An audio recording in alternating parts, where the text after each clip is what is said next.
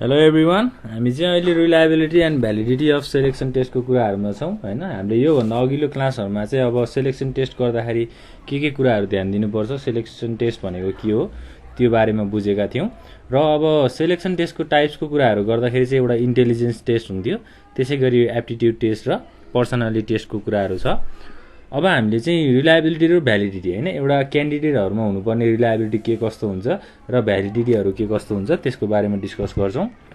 फर्स्टमा हामीले रिलायबिलिटी भनेर हेर्दाखेरि रिलायबिलिटीलाई हामीले के बुझिन्छ त, it is the test of consistency होइन। अब क्यान्डिडेटहरूमा चाहिँ कस्तो खालको कन्सिस्टेन्सी रहन्छ होइन, उनीहरूले जब अब एज अ इम्प्लोइ एउटा अर्गनाइजेसनमा इन्ट्री भइसकेपछिको पर्फर्मेन्स र उनीहरूले दिइरहने अब जस्तै अब टाइम पिरियडहरूमा जस्तै 1 वर्षपछि अथवा 1 इयर पछि चाहिँ उनीहरूले कस्तो खालको पर्फर्मेन्सहरू दिन्छन्, त्यो एउटा रिलायबिलिटीलाई चाहिँ अब त्यो एउटा कन्सिस्टेन्सीलाई चाहिँ हामीले के भन्छौँ त, रिलायबिलिटी भनेर भन्छौँ होइन। Result obtained from the selection test must be consistent or stable when it is retested time and again भनेको एकचोटि उनीहरूलाई अब अर्गनाइजेसनमा सेलेक्सन टेस्ट गरेर लिएर आइसकेपछि टाइम एन्ड अगेन चाहिँ त्यसको अब टेस्टहरू भइराख्दा त्यो एउटा कन्सिस्टेन्सी काम गर्ने एउटा स्टेबिलिटीहरू चाहिँ हुनुपर्छ एउटा क्यान्डिडेट माझमा होइन, क्वालिफाइड क्यान्डिडेटहरूलाई सेलेक्सन गरिसकेपछि। अब जस्तै के हुनसक्छ त, हाम्रो रिलायबिलिटी भनेको चाहिँ एउटा इम्पोर्टेन्ट क्यारेक्टरिस्टिक्स भनेर पनि यसलाई भन्न सक्छौँ होइन। Important characteristics of selection test भनेको क्यारेक्टरिस्टिक्स भनेको के हो त, एउटा विशेषता, सेलेक्सन टेस्टको विशेषता which refers to an acceptable level of consistency होइन, क्यान्डिडेटको एउटा कन्सिस्टेन्सीको रूपमा नै हामीले यसलाई भन्न सक्छौँ। अब रिलायबिलिटीहरू चाहिँ हामीले 3 प्रकारबाट चाहिँ यसलाई मेजर गर्न सकिन्छ। जस्तै एउटा रिलायबिलिटीमा के आउँछ त, ओभर टाइम भन्ने हुन्छ होइन। त्यसै गरी अर्को के हुन्छ त, across different samples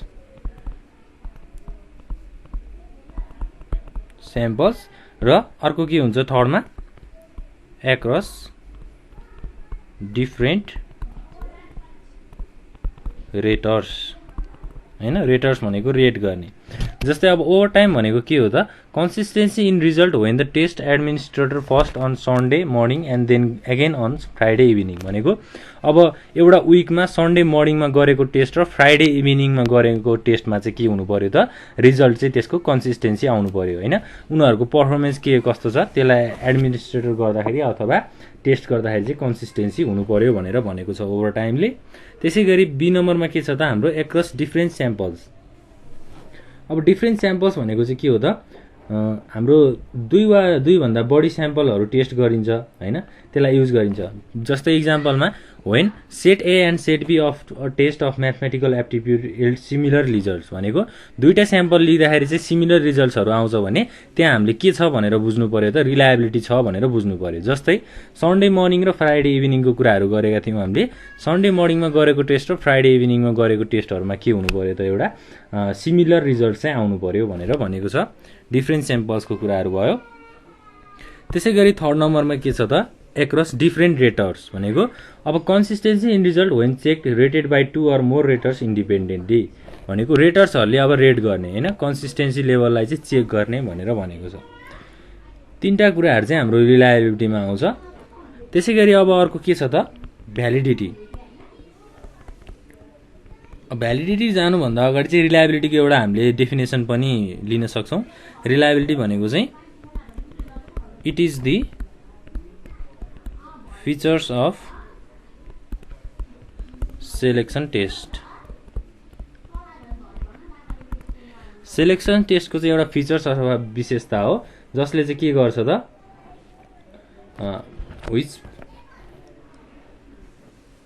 which refers to the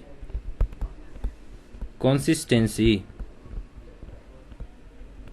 of scores obtained from के हो त, सेम पर्सन हैन। एउटै व्यक्तिबाट टाइम टु टाइममा चाहिँ उनीहरूको सेलेक्सन टेस्ट गरेर उनीहरूको रिलायबिलिटी कन्सिस्टेन्सी लेभलहरू चेक गरिन्छ भने त्यसबाट आउने रिजल्टलाई हामीले के भन्छौँ त रिलायबिलिटी भनेर भन्छौँ। र अब भ्यालिडिटीको कुराहरू गर्दाखेरि के छ त भ्यालिडिटी भनेको चाहिँ एउटा टेस्ट हो जुन चाहिँ सेकेन्ड इम्पोर्टेन्ट क्यारेक्टरिस्टिक्स भनेको दोस्रो एकदम महत्त्वपूर्ण विशेषता भनेर भन्न सकिन्छ हैन, जसले चाहिँ के कुराहरू मेजर गर्छ त measure the degree of accuracy between result obtained from selection test scores and actual जब पर्फर्मेन्स भनेको सेलेक्सन टेस्टमा गरेको स्कोर र उनीहरूले पर्फर्मेन्स गरेको एक्चुअल जब हैन एक्चुअल कामहरू पर्फर्मेन्स गरेको एउटा रिजल्टलाई चाहिँ के गरिन्छ त एउटा डिग्री अफ एक्युरेसीमा चाहिँ मेजर गरिन्छ। त्यो दुईटा बीचलाई चाहिँ हामीले इभ्यालुएसन गर्ने कामलाई भ्यालिडिटी भनेर भन्छौँ।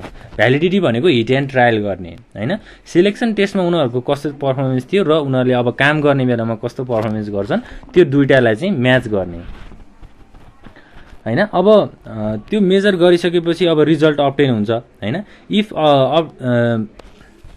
If the measures obtained from selection device does not match with some relevant criteria के हुन्छ त टेस्ट इज नट भ्यालिड। अब त्यो दुईटा कुराहरू म्याच भएन भने के हुन्छ त त्यसमा भ्यालिडिटी छैन भनेर बुझिन्छ। अब भ्यालिडिटीलाई हामीले डेफिनेसनबाट भन्दाखेरि चाहिँ के भन्न सक्छौँ त it is the accuracy with which a test, interview and so on measures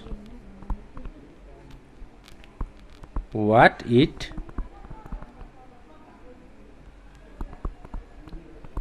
purports to measure or fulfill the functions it was designed to fill हैन। भ्यालिडिटी भनेको चाहिँ एउटा एक्युरेसी रहेछ हैन, with which a test interview and so on measures what it purpose to measure भनेको पहिला design भएको उनीहरूको कामलाई चाहिँ उनीहरूले अब एउटा कस्तो खालको कामहरू गरे त्यसलाई मेजर गर्ने एउटा एक्युरेसी डिफाइन गर्ने प्रोसेसलाई हामीले भ्यालिडिटी भनेर बुझ्न सक्छौँ। भ्यालिडिटीको पनि हाम्रो टाइप्सहरू छ हैन, टाइप्स अफ भ्यालिडिटी टाइप्सहरूमा चाहिँ के आउँछ त जस्तै ए नम्बरमा कन्टेन्ट भ्यालिडिटी। कन्टेन्ट भ्यालिडिटी भनेको चाहिँ के हो त refers to the degree to which the content of the test should have been included भनेको टेस्टको कन्टेन्टहरू चाहिँ इन्क्लुड हुनु पर्यो हैन, के को टेस्ट गरिएको हो त्यसको टपिकहरू इन्क्लुड हुनु पर्यो हैन। It means under content validity the test contents of pure sample of task भनेको कामहरूको चाहिँ एउटा फ्योर स्याम्पलहरू लिन सकिन्छ। त्यसै गरी स्किल्स हैन, त्यो जब गर्नको लागि अथवा त्यो काम गर्नको लागि के स्किलहरू चाहिन्थ्यो त्यो कुराहरू पनि के गर्न सकिन्छ त मेजर गर्न चाहिँ सकिन्छ। ल ए नम्बरमा हाम्रो कन्टेन्ट भ्यालिडिटी भयो। त्यसै गरी बी नम्बरमा के हुन सक्छ त प्रेडिक्टिभ भ्यालिडिटी। त्यसै गरी सी नम्बरमा कन्कुरेन्ट भ्यालिडिटी। त्यसै गरी डी नम्बरमा के छ त कन्स्ट्रक्ट भ्यालिडिटी हैन। यी चारवटा टाइप्सहरू चाहिँ हाम्रो भ्यालिडिटीको अन्तर्गतमा पर्छन्। र अब प्रेडिक्टिभ भ्यालिडिटी भनेको चाहिँ के हो त अब प्रेडिक्टिभ भ्यालिडिटीमा चाहिँ के हुन्छ त एउटा एक्सपेक्ट गर्ने प्रोसेसलाई हामीले प्रेडिक्सन भन्छौँ हैन। अब क्यान्डिडेटहरूको चाहिँ के प्रेडिक्ट गरिएको हुन्छ अथवा के एक्सपेक्ट गरिएको हुन्छ त उनीहरूको पर्फर्मेन्स चाहिँ एक्सपेक्ट गरिएको हुन्छ हैन। उनीहरूले चाहिँ हाई लेभलमा चाहिँ अब उनीहरूको डेडिकेसनहरू कामप्रति त्यो उनीहरूले दिने गर्छन् भनेर एउटा विश्वास गरिन्छ हैन। It shows that the job predictors are related to job performance भनेको काम गर्ने शैली अथवा पर्फर्मेन्समा चाहिँ प्रेडिक्टेटर्सहरू चाहिँ रिलेटेड हुन्छन् भनेर भनेको छ हैन।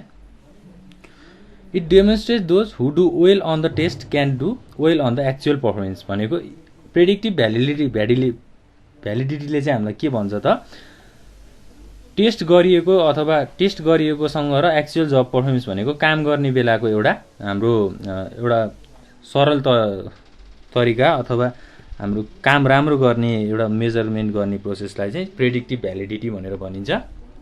त्यसै गरी अब कन्कुरेन्ट भ्यालिडिटी छ हैन। कन्कुरेन्ट भ्यालिडिटी भनेको चाहिँ के हो त? कन्कुरेन्ट भ्यालिडिटी भनेको चाहिँ अब अहिलेको करेन्ट सिचुएसनमा चाहिँ इम्प्लोइजहरू हैन अर्गनाइजेसनमा काम गरिरहेका इम्प्लोइजहरूको चाहिँ एउटा भ्यालिडेसन गर्ने अथवा एउटा मेजर कामको पर्फर्मेन्सलाई मेजर गर्ने प्रोसेसलाई के भनिन्छ त? कन्कुरेन्ट भ्यालिडिटी भनिन्छ। अब यसमा चाहिँ के हुन्छ त? Scores obtain from current employees and analysed immediately भनेको करेन्ट इम्प्लोइजहरू काम गरिरहेका इम्प्लोइजहरूबाट चाहिँ के कलेक्ट गरिन्छ अथवा के अब्टेन गरिन्छ त? उनीहरूको स्कोरहरू अब्टेन गरिन्छ र अब टेस्टको स्कोरसँग उनीहरूको त्यो कुराहरूलाई चाहिँ रिलेसनसिपलाई चाहिँ मेजर गरिन्छ कन्कुरेन्ट भ्यालिडिटीमा। त्यसै गरी अब कन्स्ट्रक्ट भ्यालिडिटी छ लास्टमा। कन्स्ट्रक्ट भ्यालिडिटीले चाहिँ के गर्छ त? The test score should be sufficient to measure the psychological aspect of the candidate. क्यान्डिडेटहरूको साइकोलोजिकल एस्पेक्टलाई अब मेजर गर्नको लागि के चाहिन्छ त? टेस्ट स्कोरहरू चाहिँ चाहिन्छ हैन। सफिसिएन्ट हुनु पर्यो, टेस्ट स्कोरको चाहिँ एउटा लेभल चाहिँ क्रस हुनु पर्यो भनेर भनेको छ। अब यो भ्यालिडिटी चाहिँ कसरी अब्टेन गरिन्छ अथवा कसरी कन्डक्ट गरिन्छ त? By observing the behaviours of the candidate. क्यान्डिडेटको बिहेभियर अनुसार चाहिँ यस्तो कुराहरू चाहिँ अब्जर्भ गर्न सकिन्छ अथवा कन्डक्ट गर्न सकिन्छ। यो कुराहरू चाहिँ हाम्रो के को भयो त?